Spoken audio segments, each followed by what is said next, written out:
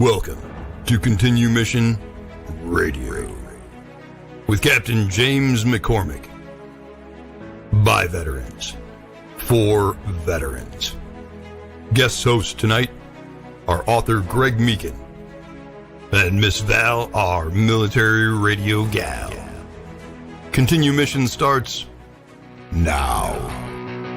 You got me headed to the left, headed to the right, headed back and forth, but baby, it's alright.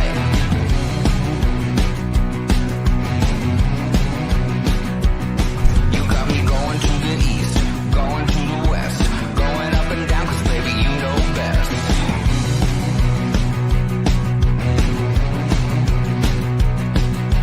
All day, all night, running around, I'm never gonna stop because you never settle down.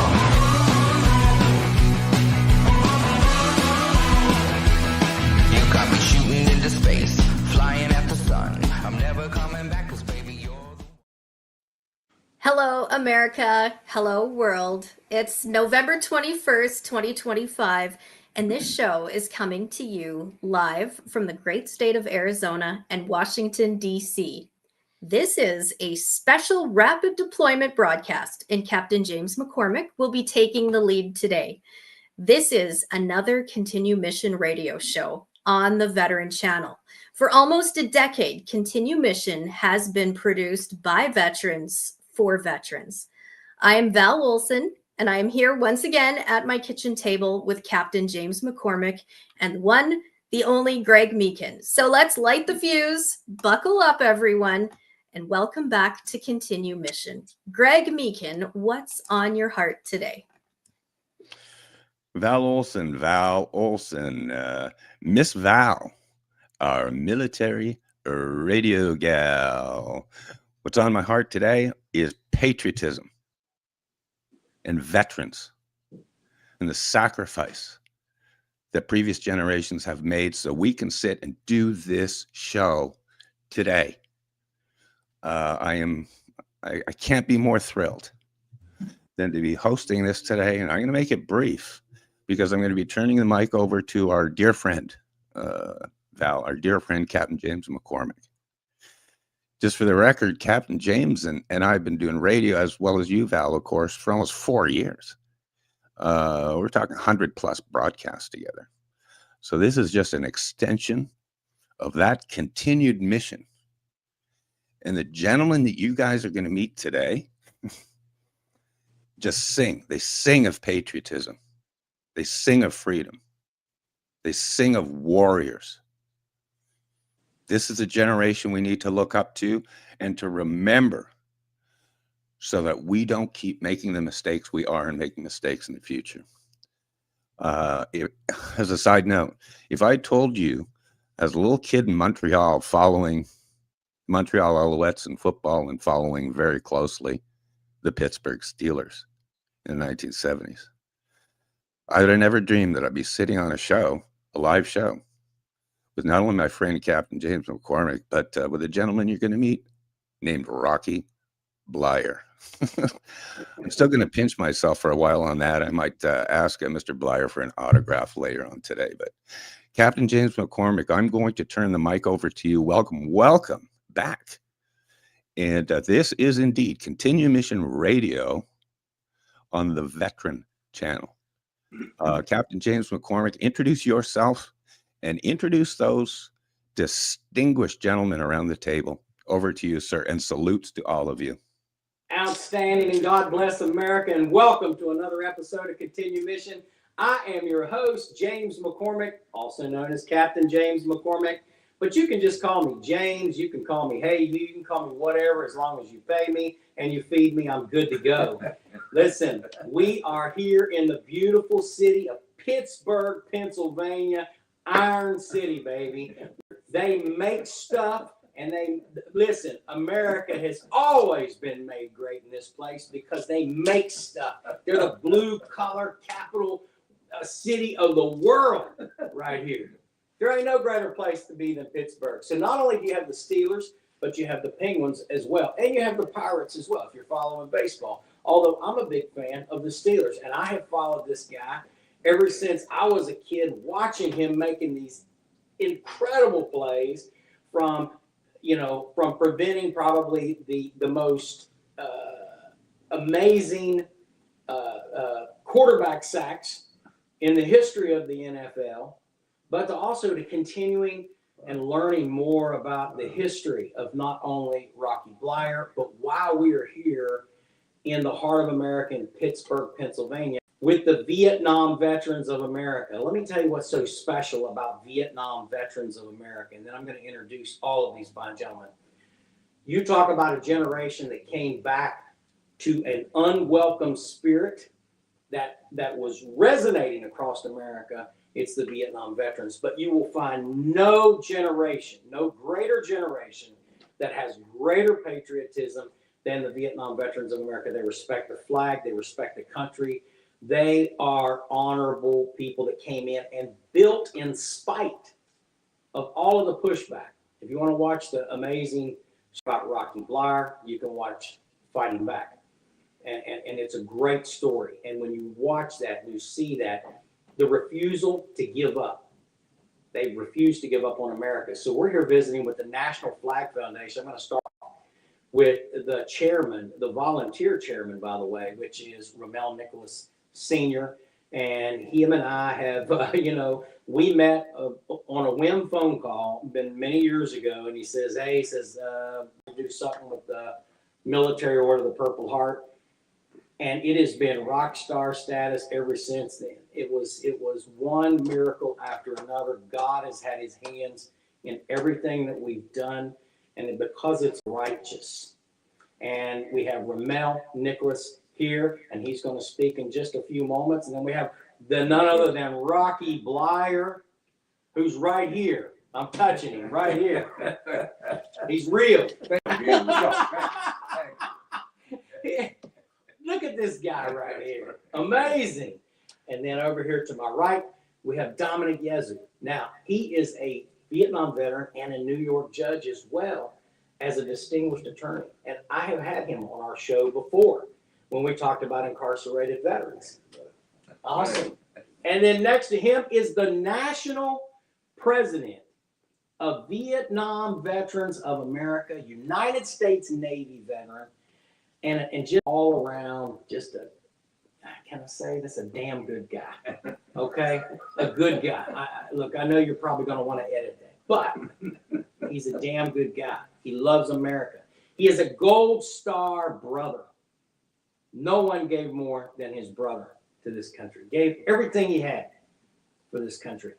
And he loves America. And the reason why we came here today was to have this great and what I call a historical time learning about the National Flag Foundation. And what I would like to do is open it up with ROMEL to tell us a little bit about the National Flag Foundation and what really makes that organization hum.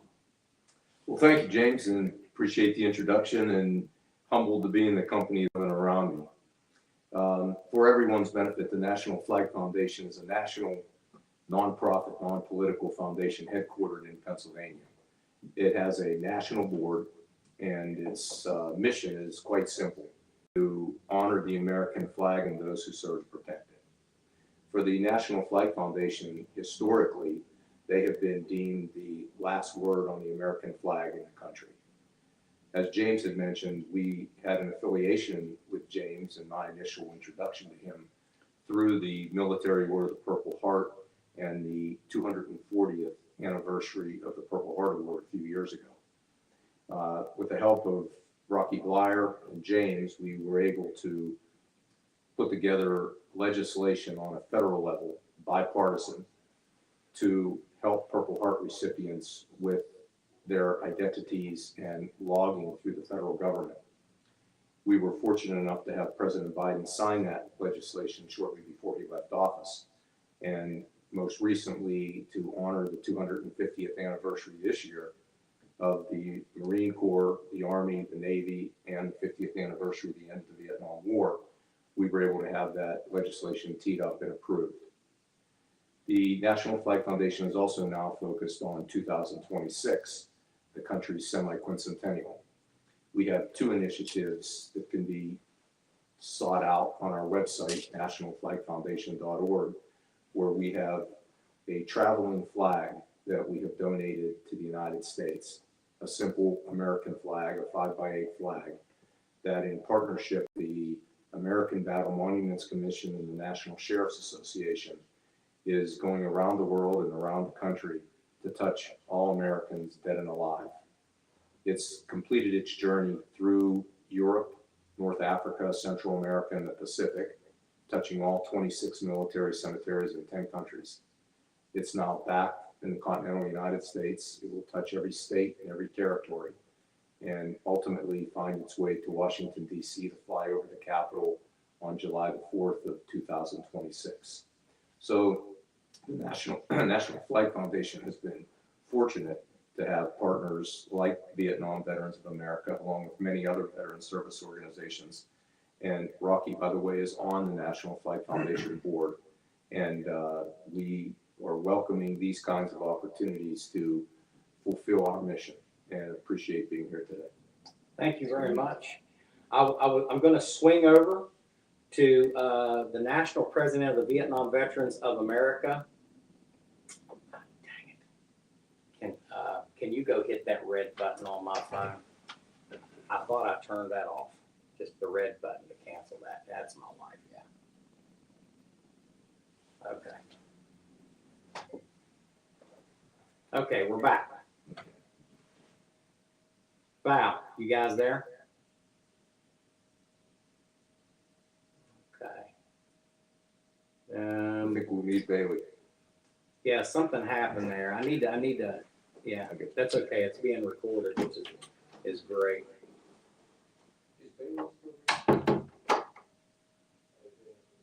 I told you he has a different personality. It's a little different. Right. Oh, so where does this guy come He's from? just talking, right? What the hell is going on here? Oh, yeah, I'm sorry. No. You're fine. Let me see. So basically, I didn't turn my A phone call came in off. on his phone. Oh. So I've got to. Okay, something happened. My wife just sent me something here. Yes, I'm okay. You're a sweetheart. You answered Yeah. that right now. God bless you. Yeah. Yes. Everyone else would have just ignored it, so I'll get back to that later. Yes, First things first. in a TV show, turn on Roku. Yeah, all right. Okay, let's see here. You are one of a kind, brother. I'm telling you, I'm out of West Virginia, be just like you.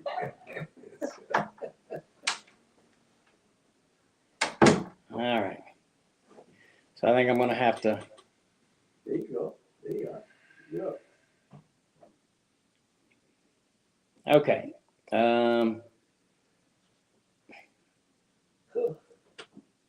So Val, Greg, can you all see us and hear us? I don't see anybody. I can hear you. Yeah, we can hear you, and I've added us to the stage. Unfortunately, we're not There we go. seeing. Oh, there we go. Okay. Yeah. Is that So Elena? we're Elena? streaming. No. You it's- guys are live. We're live. Okay. All We right. can So see you and hear you. okay, cool. So we're gonna go back and we're gonna start with Tom Burke. Yep. And you guys can do the editing. We'll be fine. No problem. Yeah. That- Oh, yeah. No problem. Look, I'm trying to figure out how to turn my phone off so that these calls won't come in and disrupt us. You could turn it on Do Not Disturb if your settings ignores calls immediately. Could you do that? I don't know how to do it. Unfortunately. So. It's better go to the movies. It is, isn't it? All right. Let's go into. Now you will have to remember to turn this back off. That's okay. Yeah, I'll do it. If not, then I'll just find that I have a lot of peace.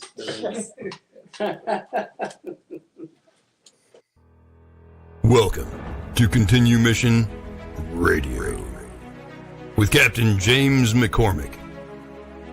By veterans, for veterans. Guest hosts tonight are author Greg Meakin and Miss Val, our military radio gal. Continue mission starts now. You got me headed to the left, headed to the right, headed back and forth, but baby, it's alright.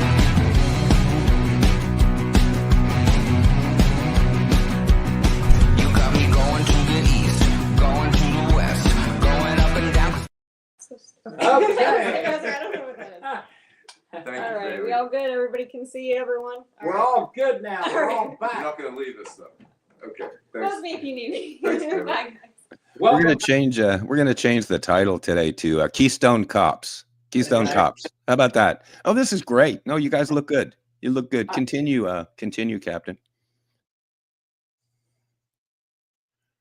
To my right, which would be to your left, if you're looking at the screen, is going to be Tom Burke. He's a heck of a great guy. He is the president of Vietnam Veterans of America. By far, the Vietnam Veterans of America did more legislatively for veterans than anybody else. And additionally, they were always the ones that were on the ground in the future wars when we came home from Desert Storm, Iraqi Freedom, Afghanistan. You could always see Vietnam veterans. I literally seen them in Germany when we landed in Germany. They were in Ireland. They were in every landing spot that U.S. troops were coming back or deploying. And Tom Burke is the lead of this organization. I want to introduce him. He's also a Gold Star brother. His brother was killed in action in Korea, and he has. It's a humbling story to hear that. When you talk about patriotism, that's what we think about. And we think about people that have sacrificed more for others. And so, Tom, you got the mic. Thank you, James. Appreciate it. I've been asked, what is the patriotism of Vietnam veterans? And if you look at their record, the Vietnam veterans came home to a nation who did not want them. They left their homes, they went overseas, they did their duty, and when they came home, it wasn't what they expected. We have true patriots in Vietnam Veterans of America. Why? Because they did their duty, they went, they came back, and they tried to reassemble into a normal life. But the normal life really didn't happen for a lot of them because they came back with secret wounds of war, something in their head, something in their body, something that they couldn't cope with. They didn't know how to cope with it at the time. And the military and the hospital systems had no idea what they were facing. So it was very difficult for them to come home and have no support and to reassemble into a civilian life. We took that time with real horror in some instances because they had no help that was available to them. Yet they came home, they tried to do their own civilian operation jobs. They tried to keep themselves going in a society that really didn't want them. It was a terrible situation. But these are true patriots. They stayed, they did their jobs, they went into civilian life. They tried to find their way. It was difficult, and we tried to make sure that the American people at some point would appreciate what they did. It took a lot of years for the American public to decide that the Vietnam veteran was actually the patriot that we all knew they were. It took time, it took a lot of discussion, it took a lot of understanding on both sides in order for us to come home, really come home, in a situation that was bad, in a situation that nobody wanted. But as time went on, we were accepted finally by the public of the United States, and we were able to reassemble and reassimilate to a normal life. It took a long time, but we're all glad that we went through that situation, and we were glad that we finally had an opportunity to tell our story to the people of our country. I think after so many years, they finally understand that you can't blame the warrior for the war. And the fact that people have finally said, thank you for your service. It is a great thing for any veteran to have that thing said to them. It is something that we will cherish for all of our lives. And we appreciate the American people for coming back and finally deciding that the Vietnam veteran was a real patriot and served their country with honor. And we thank you for that. God bless you. Dominick YEZZO. Yeah, thank you. I'm happy to be here. I'm actually humbled to be part of this distinguished group. My name is Dominick YEZZO. I'm from New York City. I'm a Vietnam veteran. I was in Vietnam in 1968 and 1969, and I returned home and went to school on the GI Bill. And it took me through an educational process which I come to not only enjoy but adore the older I get. And so I was able to go to school and to go to college because of my service. And so my patriotism is a continued support and devotion to the United States of America. Now, I serve as General Counsel for the Vietnam Veterans of America, an important group with an enormous footprint in the United States. We have done more for veterans and their families, both legislatively and otherwise, by gaining benefits, advocacy, and hand-to-hand support and continued application of need for veterans and their families. I also, as General Counsel, I also serve as the committee chair for those who are incarcerated. My platform there is post-traumatic stress and traumatic brain injury, two silent diseases, if you will, if you think of it as that, because you're unable to see it, but it's the wound of war is something that we carry inside our hearts, in our minds. Remember that we were all between 18 and 21, and we fought as a band of devoted brothers, veterans who recognized each other then and continue to now, and support each other then and continue to do that now. Post-traumatic stress is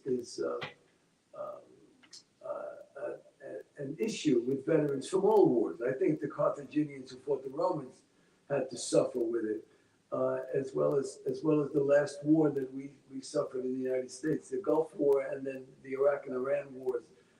Same. All wars have the same wounds that we come home with. Traumatic brain injury is a discernible medical condition, which you can see on the scan. The frontal lobe of the brain is actually changed, and it results in an inability to reason properly.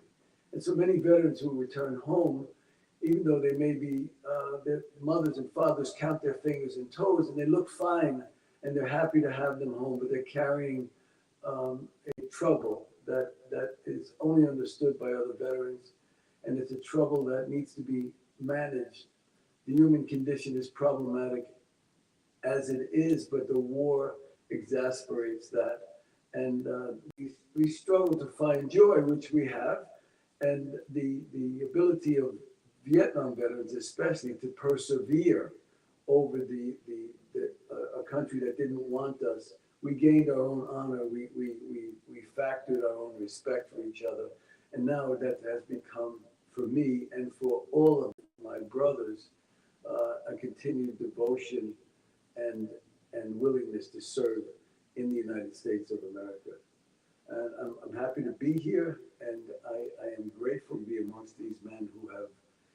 so willingly given so much of their lives to a great and continuing to be great nation. Thank you very much. I'm going to have our esteemed guest of honor, Rocky BLEIER, do an introduction.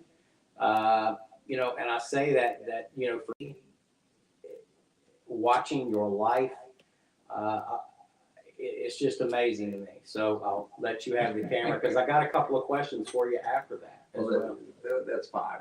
As you've heard the story with everybody else that had served in Vietnam and how it impacted them and changed it. To some degree, we all went through that. I unfortunately came back to a high-profile industry trying to make the professional football team of the Pittsburgh Steelers. I was there as a rookie when I got drafted out of that season into the armed services and ended up in Vietnam in 1969. Ultimately was wounded twice during that period of time, and then spent 9 months in the hospital thereafter. But coming out, so because of that high profile industry, coming back and trying to make the Pittsburgh Steelers,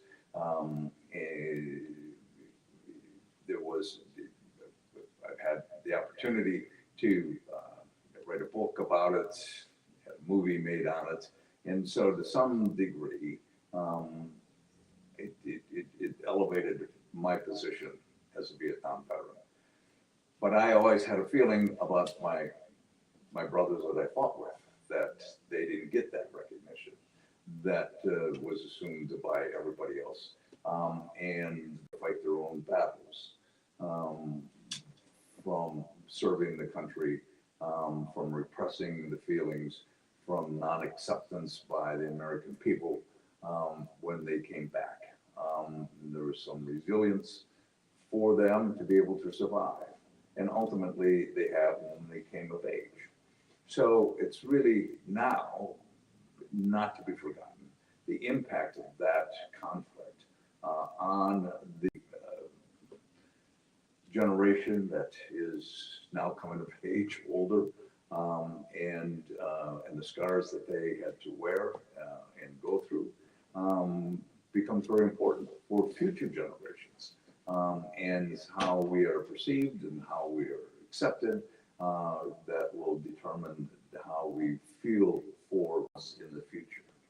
The whole impact of what we're trying to get accomplished is just that, of recognizing veterans for what they've done, for the impact that they've made, and for the service that they provided to our country. And not to take it in a general just, hey, thank you for your service, but a real understanding of what that means to generations that have been there before us, and then that will follow us in this continuous conflict that we have within our in our countries.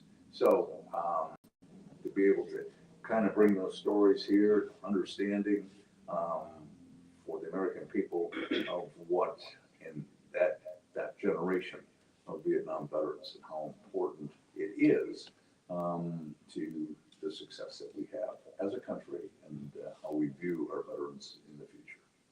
You know, you and I have had some great conversations in the past about your experience in the military, and there are things about you that I'm going to say that I think are very important that speak to your character.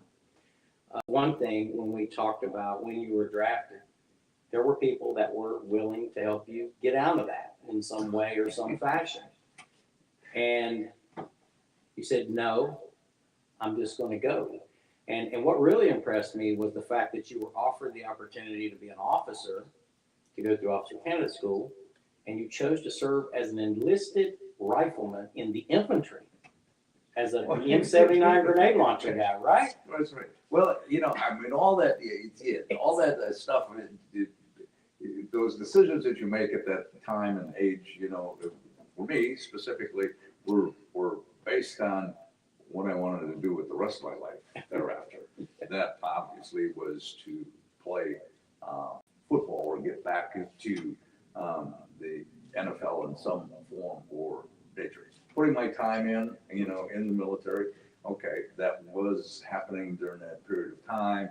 I didn't get in the reserves, I didn't get in the National Guard, you know, things fell through the cracks, whatever it might be. So ultimately I got my draft notification, you know, so the questions were, hey, you could leave the country. You know, people were doing that back then, if you remember that, et cetera, et cetera, et cetera.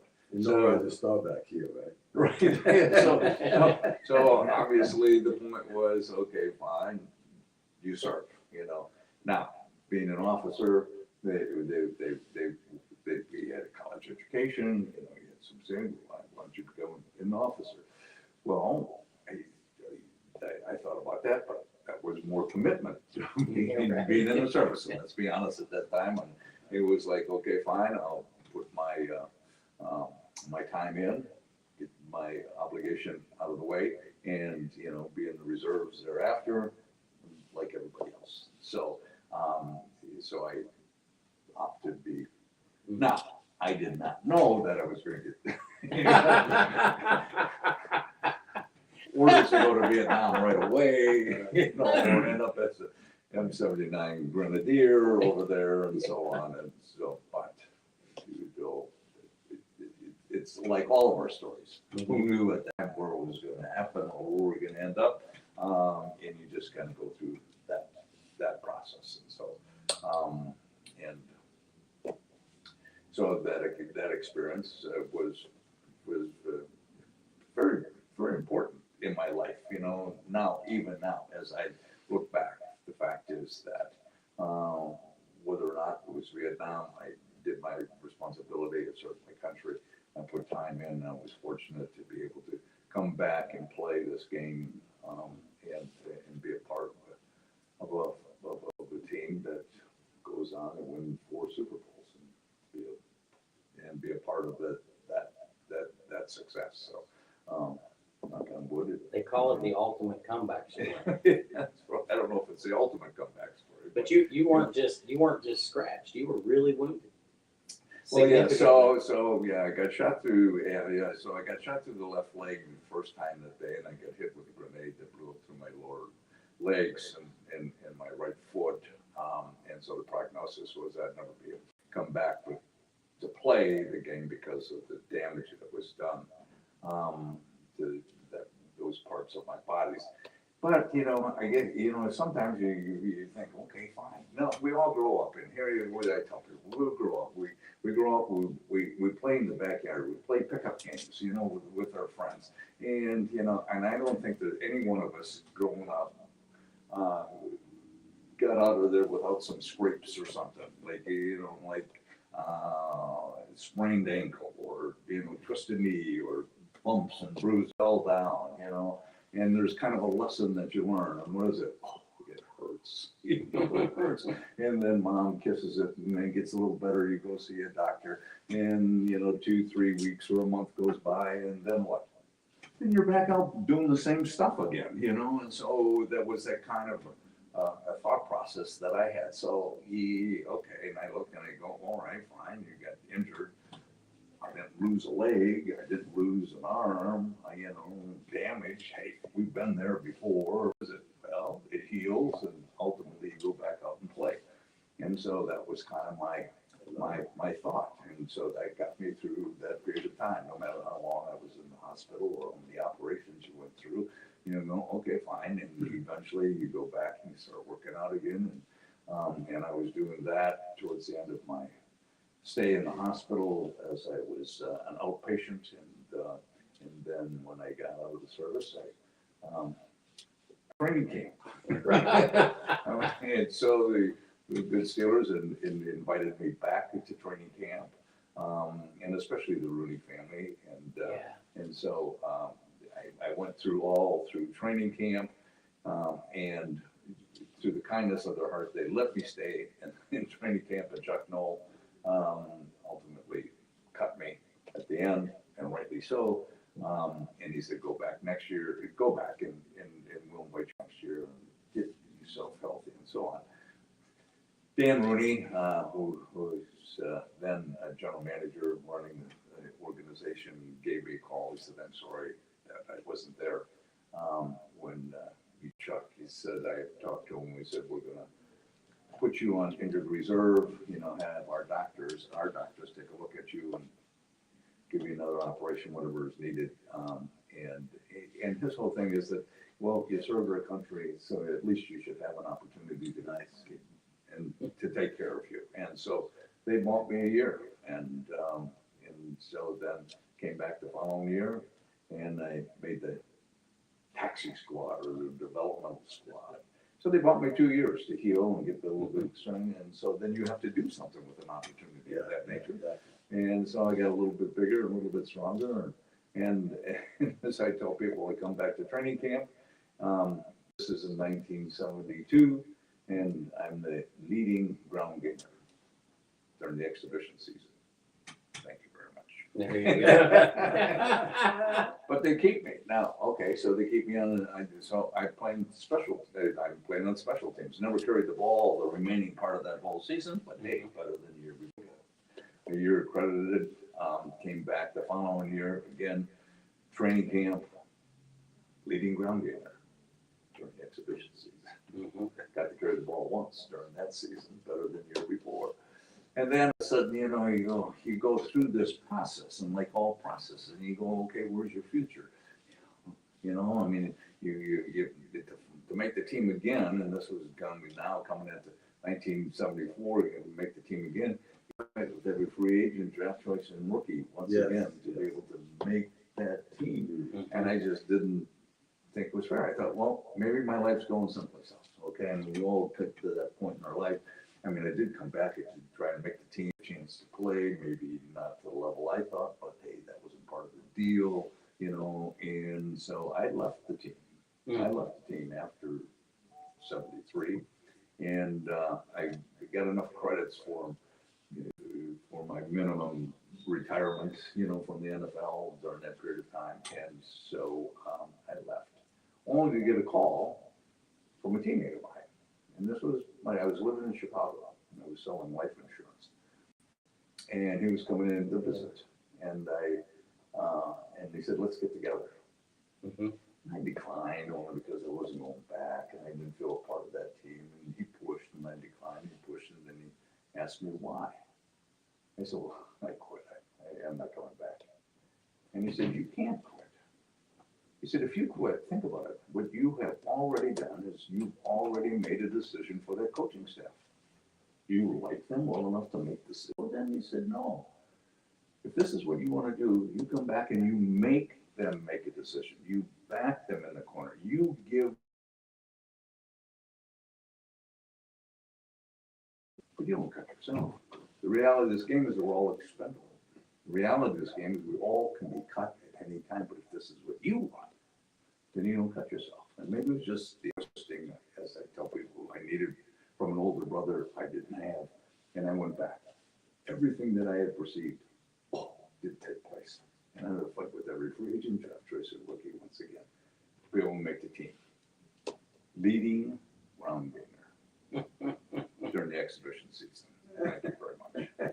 Now, the reason I tell you is that the reason that I was a leading ground gainer during the exhibition season wasn't because of the fact that I was bigger, better, faster than all the other running backs. It was the simple fact that I played more than anybody else during that period of time. I carried the ball more than anybody else during that period of time. Given those two simple statistics, I better be the leading ground gainer during that period of time, because all they were providing for me was what? An opportunity to be able to make the team. And they had to keep me. And I was the fifth running back out of four at the beginning of the season. Back playing special teams once again. Things happen. Franco Harris got hurt in the first game. The backup became the starter. And I became the backup. Wow, I'd never been there before, so it was renewed vigor that first game, second game, third game, the backup got hurt, and I'm inserted in the game and fullback. My running mate, right before the half, breaks one 51 yards down the sideline, scores, gives us a lead. We go into halftime, go over Simon's adjustments. I'm thinking to myself, who's going to start the second half? The guys that got you the lead in the first half. So we get to start the second half, and as a team, we win that game. So we get to start the following week. And as a team, we win that game. And the week thereafter, it's a Monday night game, an extra day of healing. Franco Harris now becomes healthy. That's okay. At least I got to play, show, prove what I could do. And we had a pregame meal, and afterwards we get a breakout. All the running backs get together, and we go over assignments, adjustments, and our running back coach comes up to us and said, okay, fine, Franco, you and Rock will start tonight. Now you have to understand, momentarily I was quite confused. I didn't know how we both could play the same position at the same time. When it finally dawned on me that I was going to play the fullback position as I had been playing, I was going to play the other half, the other position. Nobody told me that. I wish they would have been better prepared going into the game, but we get to start the game. And as a team, we win that game. So we get to start the following week. And as a team, we win that game. And we start the remaining part of the seasons. And we win the division. And we get into the playoffs. And we win the playoffs. And we go to the Super Bowl for the first time. And we win the Super Bowl. And we play 6 more years together. Win 3 more Super Bowls. And in 1976, Franco and I became the second set of running backs in the history of the NFL, each to gain 1,000 yards rushing in the same season. Yeah, I remember. And after 12 years, I retired. So that is, that's kind of the process of being in the right place, right time, but not giving up, but having a focus of what you want to become and a belief and getting support along the way. And it's like everything else that we do, especially helping veterans today, that sometimes they lose sight of what they want to become. And it's our responsibility to be able to guide them and give them opportunities to be able to change their lives. And so that's why we're here. You know, just to mention, being a Pittsburgher, growing up watching him, and now serving with him on the board, something that clearly must have resonated to anyone watching and surely to the group here is a character trait that also makes him a wonderful poster child for Vietnam veterans. And that you can't teach. It's humility. This man is a hero. He's a hero nationally. He's a hero in Pittsburgh. And as I said earlier when we were speaking, if anybody knows him, you'd never know it. Much like James, understated.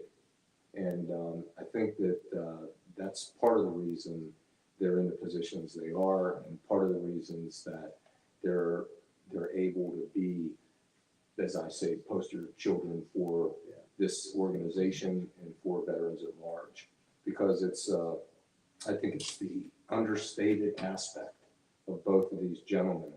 And for the sake of those listening and veterans out there, not only have they accomplished, come back, etc., as has the judge, but I think that what should resonate as well is the type of work they are. Yes, and I know this as well. I mean, people, one of the things that Rocky BLEIER is to us is a symbol of our perseverance, our willingness to go forward, even in the confusion and even with the help that we had.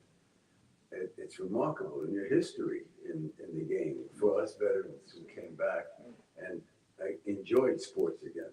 You were a hero, and still today in the bar, because there's this BLEIER bourbon. People say, "What's that?" And then Rocky BLEIER. People in bars are talking about him because of his bourbon. Right? And there's a history that, and that team, he wasn't the only famous one. That whole team was famous, including the coach. That team was significantly American. It was significantly centered in America. And it was about winning. And they did it their way. It was hard work. Mm-hmm. Yeah, I agree. You know, that comes up to the point of at no time did you ever lose your faith in your country. No. Yeah. Did you ever lose faith in has anybody here lost faith in their country? My faith was deep in the war. You know, after I was wounded, all stories are similar, but the wounding is a surprise. I thought bad things happened to other people. And at 19, I was not vulnerable to anything. And it was kind of exciting to be in the war, actually. My heart raced in a way that I'll never get. It was like you miss it a little bit. I don't know how to explain that. It's a very odd kind of feeling, but it's a truth. And sometimes you feel your strength and you come together in a way that you don't know. And it's remarkable when you're 19 because you're entering the height of something, and it's odd but real. But you don't think you're going to get hit, and then you do, and I did. And the miracle was that I was medevac, and I say this story before, I'll say it again 100 times because it demonstrates what veterans are. I'm a soldier with the 1st Cav. I got hit, and the Marines picked up the call for the medevac, and the door gunner was 19. I was 19, and I had an opportunity to meet him many years later by a very, very, very lucky, holy encounter. And we're still together. We're still in conversation, that guy. And he remembers me. He remembers my name. And he remembers that he saved my life.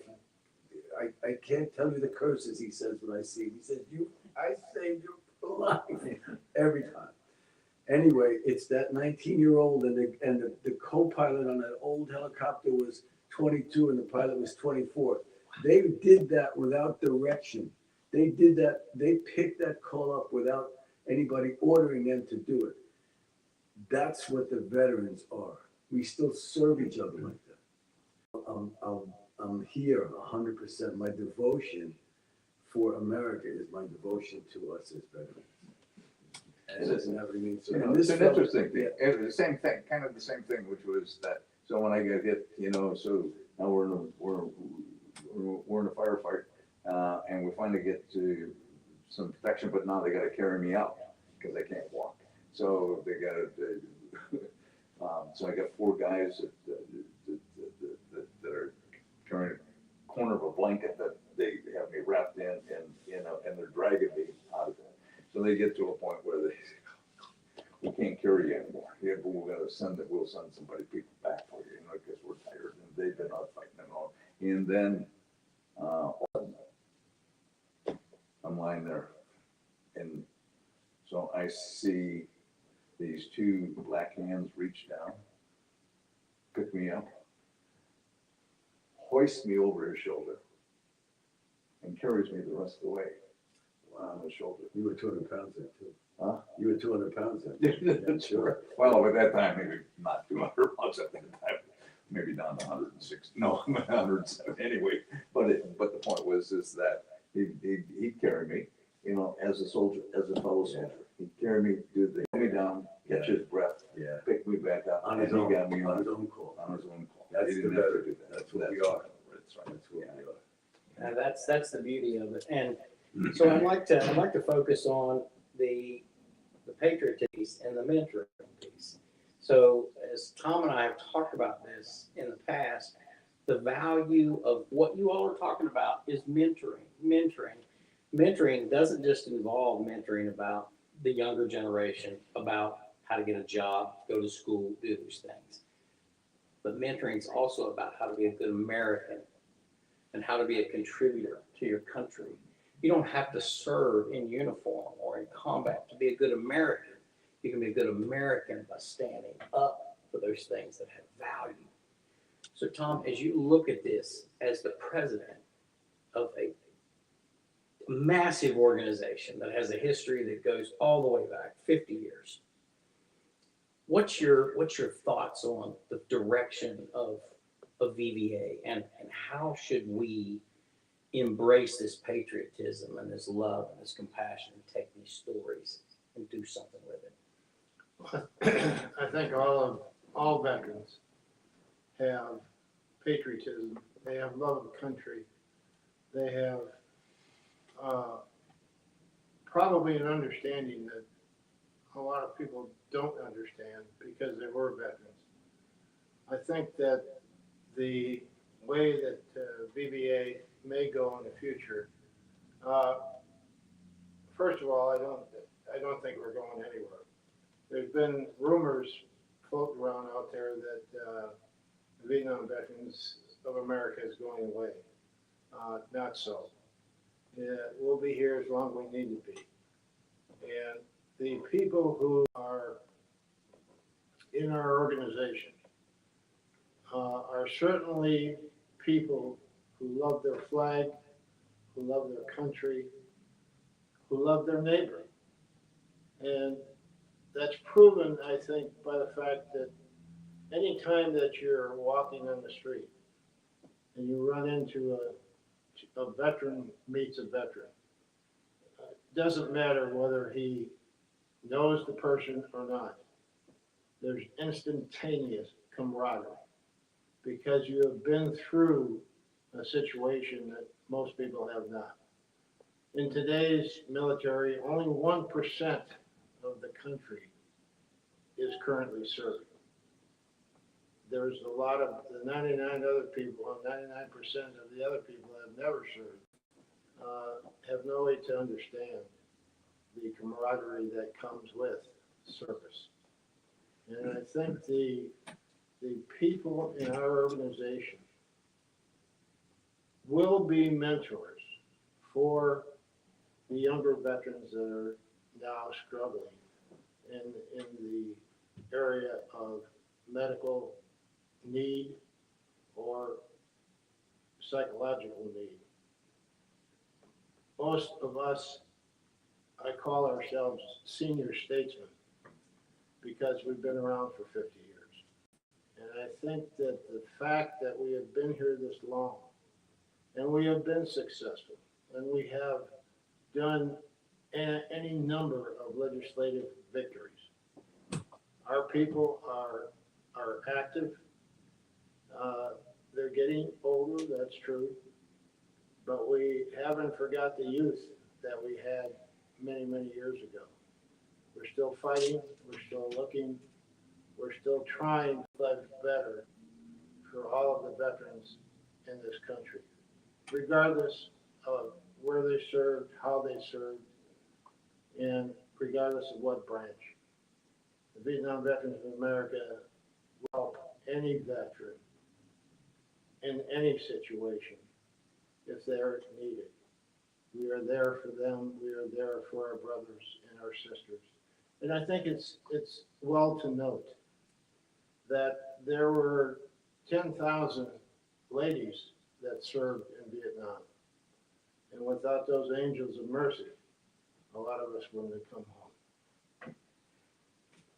Yeah, I think that's a fantastic way to paint that, is that there is patriotism exists in everybody that wants it in this country. And you know, I've got 8 children and 2 of them served and went to combat and came back home, different men. One a little different than the other. But their brothers and their sisters that did not serve was there for them in every step of the way. And they love this country. They honor it. They stand up when they play the Pledge of Allegiance. You will not catch them desecrating the flag because they realize the significance of what that flag means. And I think when you talk about, you know, an organization that you don't hear a lot about, the National Flag Foundation, and then you talk about the ability of Vietnam Veterans of America and the National Flag Foundation to have this great monumental meeting today to talk about nothing else but America and how we truly demonstrate patriotism. We can talk about it, but to demonstrate it, it requires us to work together hand in hand. And I would love to just say to all of the listeners and the viewers out there that I want you to go and check out both of these websites. I want you to check out the National Flag Foundation website. I want you to check out Vietnam Veterans of America. And I want you to also take a look at this story about Rocky and how he came back. And the story that he just told you, it's not fiction. It's a real story of America. It's what made our country. It's that kind of attitude. when you look at what you all became, you know, when you look at what Tom Burke done in the logistics field, became a master logistician, came back after serving in the United States Navy, in helicopters, you know, in all sorts of situations. But to come back and to join in society and be a contributing member, to come back and become a judge, to come back and be an NFL player. And then when we talked to Romel, who, while he never served in uniform, is serving now in the most critical point in time for America's history, I believe is right now. 100%. Is when are we going to come together as Americans? We're coming together now. The way we do that is through men like Romel and the thousands and thousands of other volunteer American citizens that are out there that are saying, God bless America, and mean it, and mean it. And he's raising patriots, and we're raising people to say grace to this country and not curse this country. Because you could have done that. We could have done that. We could have said, well, we got shot. We were miserable. Well, they made us do this stuff, you know. But instead, we come back and made something. I'd like to showcase you a little bit, Captain. I mean, I think our audience needs to know that this man entered the military as an enlisted man. And through battle-tested faith, he retired as a captain. That's impossible to do. He's the recipient of a high award Silver Star, several Bronze Stars with combat distinction, Purple Heart, and all other battle-tested and battlefield awards. If he was wearing his medals now, he'd be leaning over. They'd be so heavy he couldn't stand up straight. And he doesn't give himself enough credit for that. And his Silver Star is for a significant encounter with an enemy force that was exceedingly greater than him and his crew on a Humvee.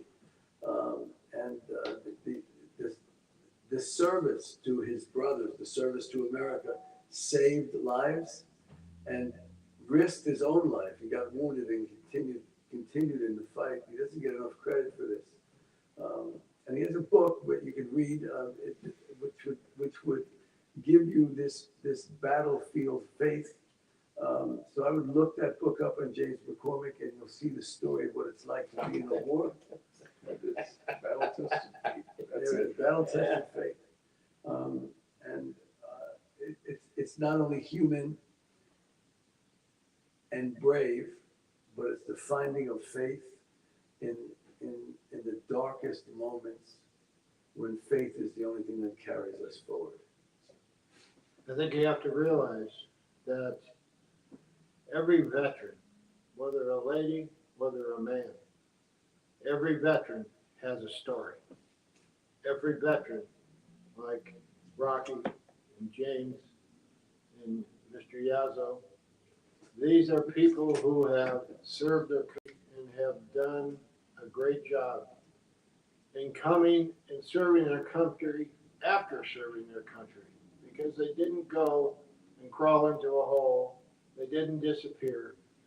They came out after their service, and they're still serving their fellow veterans by the fact that they are involved with current veterans' causes, current veteran ideas, current veteran legislation that does in good for all veterans in this nation.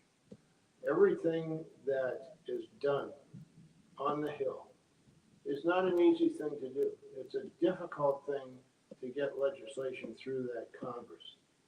But these guys bust their butts to make sure that every veteran in this country is a recipient of their work. And I think you can't ask for anything better. God bless you. You know, this show has a little different vibe to it than the other shows. Usually, you know, we're cutting up and we're poking at each other, but you know, we have fun as Americans. But I think that when you look at what you can do John F. Kennedy said it best, right? He said, ask not what your country can do for you, but what you can do for your country. And I think that that resonates today. And it doesn't matter whether you're on the left or the right. You see the flag, as I was told by my good friend ROMEL today, it doesn't fly just to the left or to the right. It flies for all Americans. And a flag that traveled around this world flew over every U.S. military cemetery in the world. And that flag has touched the heart of so many people. Those that gave their last full measure of devotion that lay in those graves. I do believe when that flag was hoisted up, that the breath of their souls that undoubtedly touched that flag as it was waving in the breeze in each location. And to see that, and it flew over the USS Arizona. It's going to fly over in every state and every territory. It's significant. And you look at it and you say, well, it's just a flag. It's not just a flag. Everybody here would give all of their tomorrows to make sure that today that flag remains hoisted high over this country. I have to say that I think if you want to know or realize what that flag means, you can visit Arlington National Cemetery. I am always amazed at any time that I walk through that cemetery and realize how many thousands and thousands of our fellow citizens gave their lives so that flag could live on. And that flag means everything to the families that are left behind to take care of their kids and their grandkids. It is amazing the people in this country that gave up their lives for the flag that flies over us. That is a symbol that is known around the world, and it will be such for every generation to come.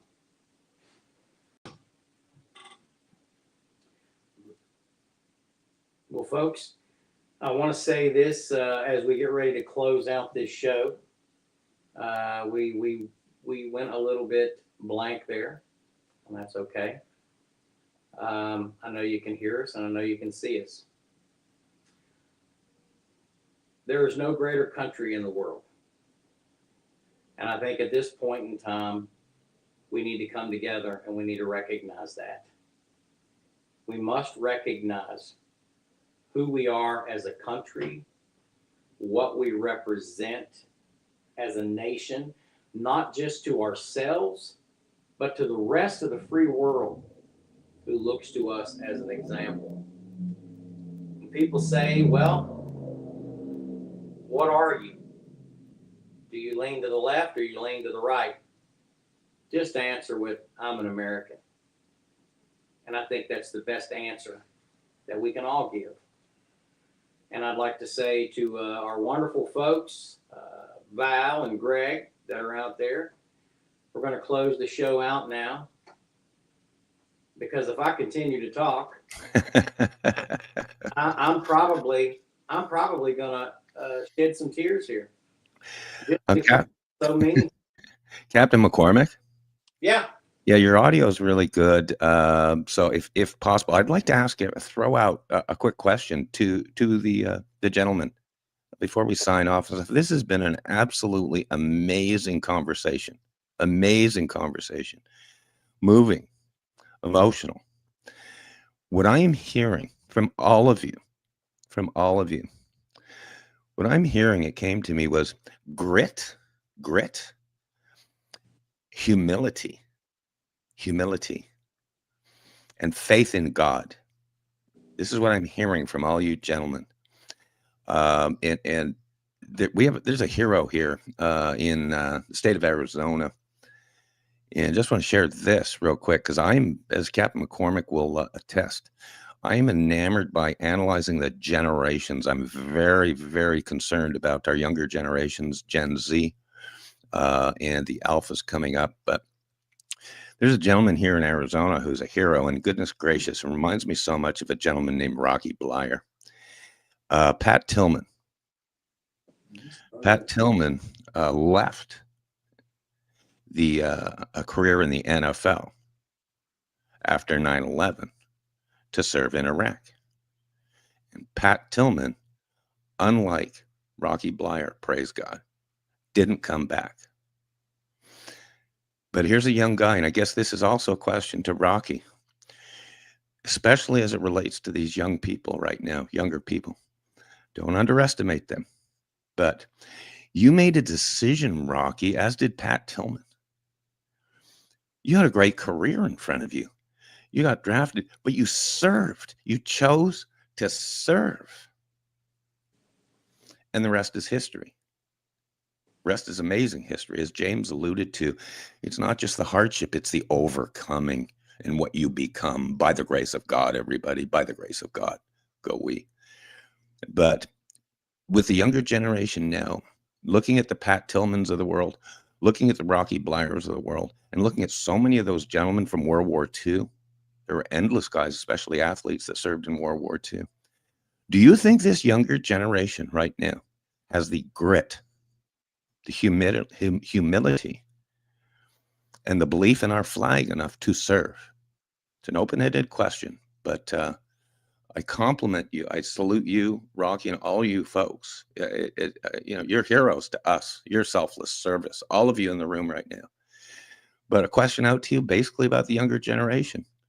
I'll put it out to you, Captain, and I'd like to hear the other folks' feedback as far as what their take is. Are they bullish on youngsters? I guess is the biggest question. Go ahead. Well, I'll kick it off with, I'll say that I had two sons that volunteered knowing full well that they were going to go to combat. Right. So I think that there is people out there that are willing to do it. And when they went in, they didn't really look at it as, well, I'm going to get money for school. I'm going in because of a bonus. I'm going in because of this. Though they got those things. What they went in for was what they felt was their duty. And I remember my dad had this conversation with me.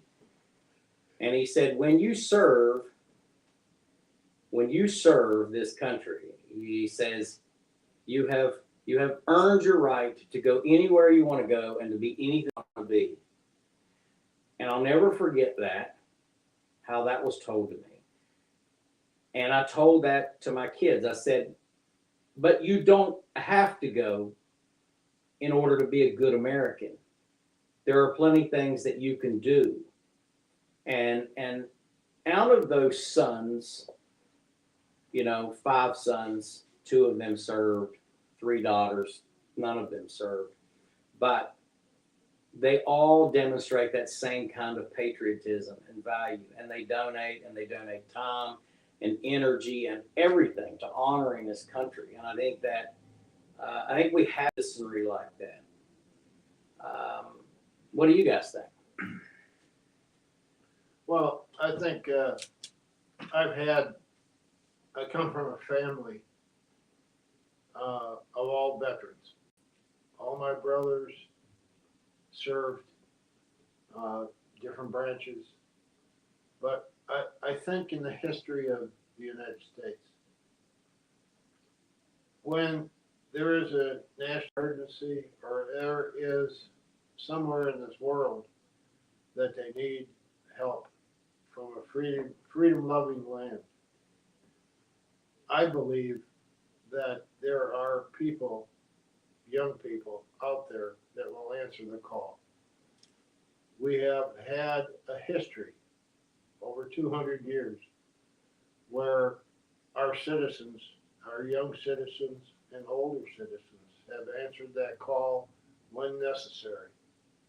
You look at World War II, hundreds of thousands of of people volunteered to stand for their country. It has been so in Korea, where I lost a brother. It has been so in Vietnam. It has been so in Iraq and Afghanistan. We have heroes in this country and people who are willing to stand up and say, no, we're not going to let communism or whatever force overrun this world and make it worse than it was when we started. So I believe that we do have young people out there that always stand up and say, we will do this if necessary. Yeah, thank you, Tom. I teach freshmen and sophomores at community college at the State University. I've done that for many, many, many years. And so when I look at 19 and 20-year-olds, 18-year-olds, 17-year-olds,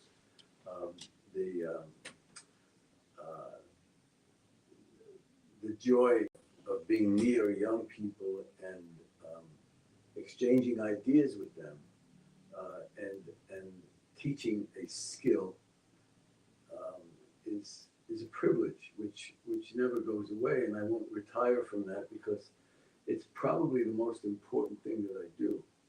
And I believe that this generation is the greatest generation ever in the history of humankind because they stand to achieve more than any generation prior to them. And I don't know what that achievement will be. I believe that called to duty and called to understand honor will be answered by them. I think they're a little more confused than I'd like them to be. Rightfully so. The world that they're in is confusing. I think that all their images are different from all our images, but everything possible to be believed can be an image of the truth. And once they learn that, once they learn what those images are and they concretize them in themselves, the way most of us have to do, we've got to get through our 20s and into our 30s. I don't think we find ourselves to a 30, 35, something like that anyway. And I think we make our bones between 40 and 55 professionally. But I think this generation stands to achieve more because the technological advancement, the idea of their imagination is different from the fables of our imaginations. And what they have to achieve is capricious and right now arbitrary because there's so much change facing them. But as Americans, they'll answer the call. And I'm not frightened for what's becoming because I don't fully understand it.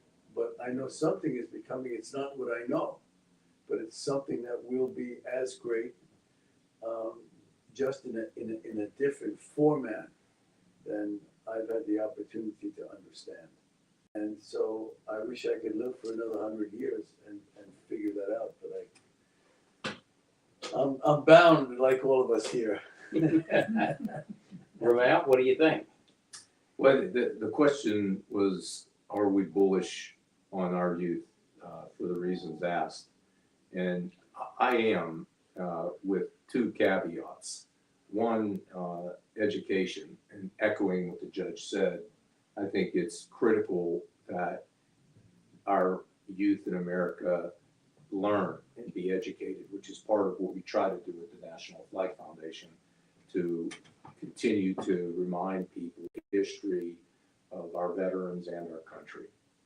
The other item is leadership, and that's what the Vietnam veterans, people like James McCormick, offer, leadership, because I think that education goes hand in hand with leadership. That's what Vietnam veterans offers. That's what you're trying to offer. That's what your legacy is trying to offer. That's what people like Rocky and James and the judge you have tried to do to establish leadership. So I think with leadership, and as long as there's continuing emphasis on education, I believe that I can safely say, at least from my standpoint, I'm bullish on the youth of America being able to step up if needed. Rocky, Yeah, we're I gonna mean, give it to you. I feel the same way about you. I think that as far as our future is concerned, depends on what happens. You know, I think if you look back over a period of time of all conflicts, the American youth have stepped up to fulfill their responsibility during that period of time, whether it be Korea, World War II, you know, Vietnam, and so on. They've made this decision. Now, I think, and it'll never happen, that everyone should serve their country. That it's not, you know, you're 18 years old or coming out of college, you have to serve. Now that can't happen. It just can't happen. But I think that in service, you learn a lot about you. You learn about working together. You learn about discipline. You learn about being ups and downs, being yelled at, you know, and going through, you know, basic training, whatever it might be. And so there's that camaraderie, that majority of young people today don't get. And so, but I also think that on the other hand is that military today, in given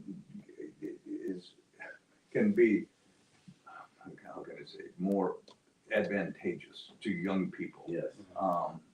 If you making that decision from an education point of view, one possibly, if you want to become an officer, we want to go to the academy or just going through basic training and or going in and listening, and you know, and so I always say this, and I think this, that you know, you're a college graduate or not even that, or if you're and you enlist and you put your time in and you get 4 years in or 5 years in, and you go through the process and you get advancement along the way, whether it be an officer or from a private first class sergeant. You have added responsibility of leadership and so on, so that when you decide to get out of the service, whether it be 4 years or 5 years, that industry today are looking for leaders. Industry today are looking for people who know how to work and want to work and have a different perspective. And I truly, truly believe that being and going into the military gives you that, gives you that foundation that makes you more valuable than other people of the same age or range. And so I you know, that's what I got out of serving and how important it is to a future younger generation as they're moving forward. Yeah. Well, I'll tell you, folks, it's been a great show. It's been humbling. It's been a humbling experience. Greg, you want to take us out? And thank all the gentlemen in the room there. As a side note, I would love to get every single one of you one-on-one around a campfire someday and hear your stories. You never know. Stay tuned for that. I'm thrilled, as a final note. I mean, there's so much I can say. There's so much to cover, especially with your guys' bio and your selfless service to this country. But I am reassured about the feedback you have about the generations and the younger generation. I agree that with education, with proper education, and I think we're going to get more and more of that. God love them, the folks like the Charlie Kirks of the world. His mission was to educate the younger generation. And I feel that in this room.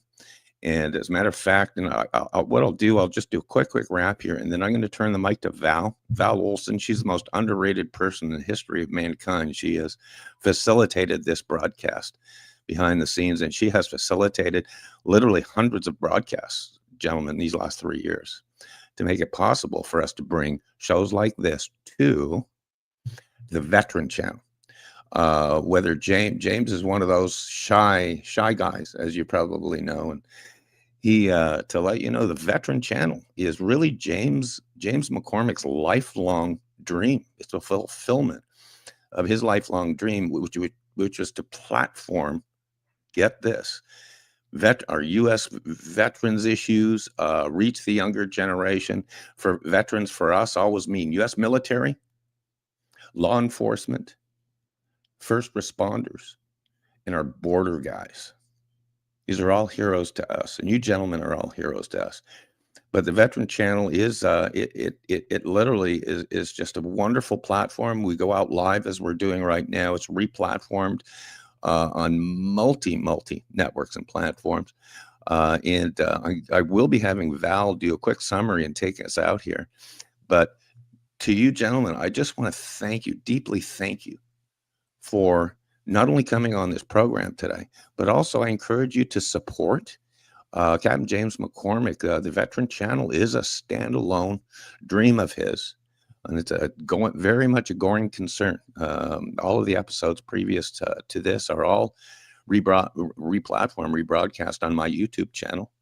I'll let James, share contact info and stuff on that. But gentlemen, we've talked past, we've talked present, and we're talking future right now. And what I'm thrilled to see is that indeed you and I are self-ascribed senior statesmen. We are the mentors. We are the mentors, and we must choose, as every one of you do, choose to deliver that mentorship. He's the president, national president of Vietnam. We okay there on there's a little echo. I'm not going to belabor. Thank you so much. I have further questions to you. I look forward to staying in touch with all of you. If you don't know, my name is Greg Meakin. And our facilitator is Val Olson. I'm going to, Captain, if it's okay, as usual, I'm going to turn the mic to Val. She's going to do a quick summary, and we'll do a little music extra and stuff. But thank you, gentlemen. Salutes to all of you guys, okay? Salutes to all of you guys. And hopefully I'll see you around a campfire someday. Go ahead, Val. Well, thanks so much, everyone. So today's episode was a real treat, and we had very special guests. Thank you to Captain James, who led the way today. We welcomed Rocky BLEIER, Tom Burke, VVA President Dominick YEZZO, New York Judge, Vietnam vet, and attorney ROMEL Nicholas. And we went through so many issues that affect all of the age groups. And what really spoke to me loudest was on mentorship and how we have to incorporate this next generation coming in, and that there's roles for all of us to play in serving our country. And if you have not visited this website, please do so. The Flag History and Evolution.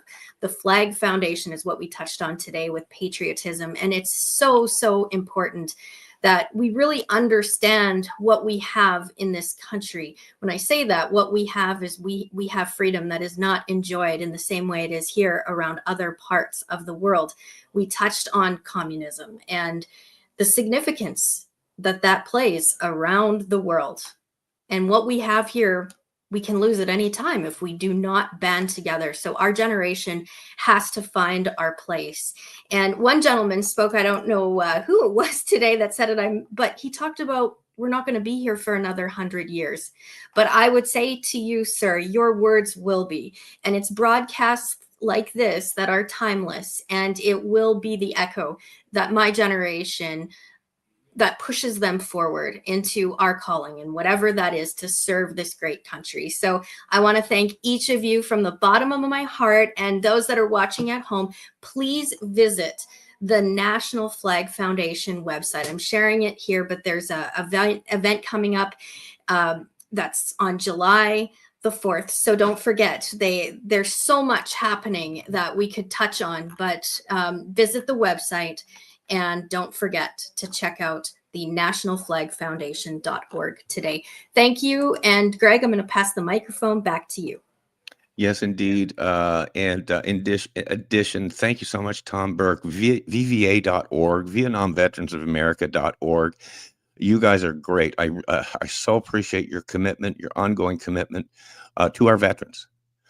And once again, especially to our younger generations. I hope there is a time when we're so concerned about veteran suicides on this channel.